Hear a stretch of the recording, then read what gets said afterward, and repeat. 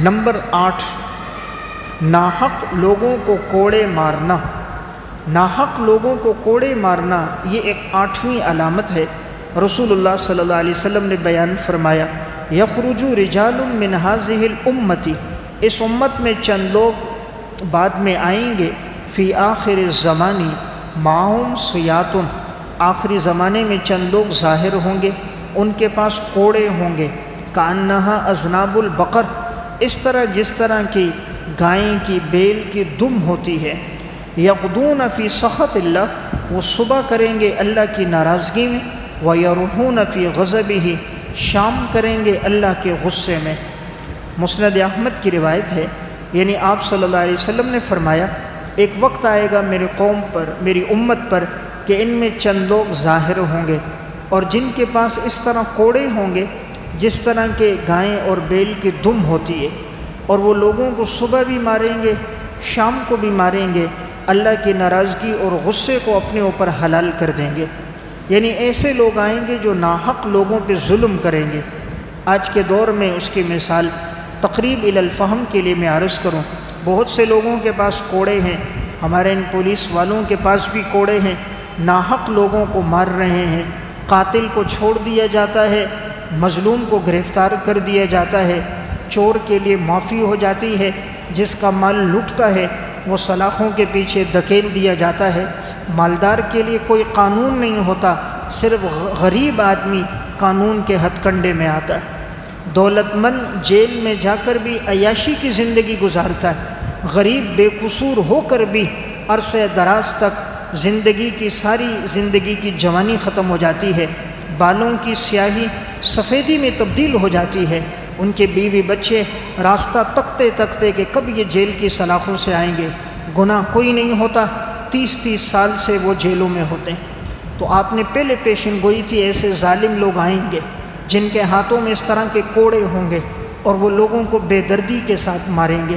اللہ کے غصے میں صبح و شام کریں گے۔ انہوں نے رشوت کا نام چائے پانی سے تبدیل کر دیا،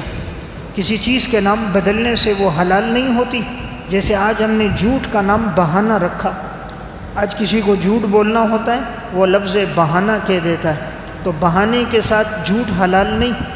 چائے پانی کے ساتھ رشوت حلال نہیں۔ تو آپ نے پیشن گوئی کی تھی ایسے لوگ آئیں گے جو لوگوں پہ ظلم کریں گے۔ تو بہرحال انسان کو اللہ نے اختیار دیا ہو تو ظلم سے بچے، بسا اوقات اس کی سزا بڑی سخت ہوتی ہے۔ اردو کی کتاب ہے ناقابل فراموش سچے واقعات، اس میں انہوں نے ایک واقعہ لکھا کہ حیدرآباد میں ایک پولیس انسپکٹر تھا جو لوگوں پہ بڑا ظلم کرتا تھا اور ناحق لوگوں سے اقرار کرواتا، کسی کا کوئی سزا نہ ہوتی، کوئی جرم نہ کیا ہوتا، اور وہ اس کو اتنی سزائیں دیتا کہ بے قصور آدمی بھی سزاؤں سے تنگ آ کر جرم کا اقرار کر دیتا،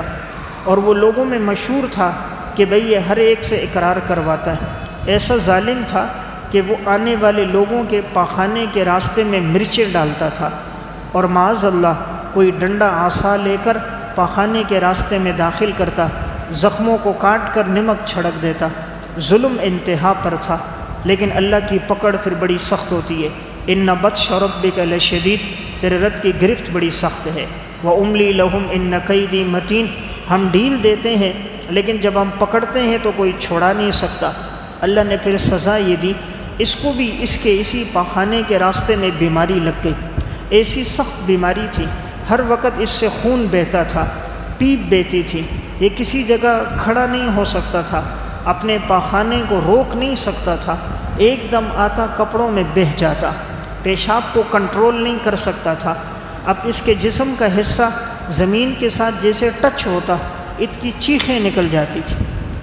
یہ لیٹ نہیں سکتا تھا،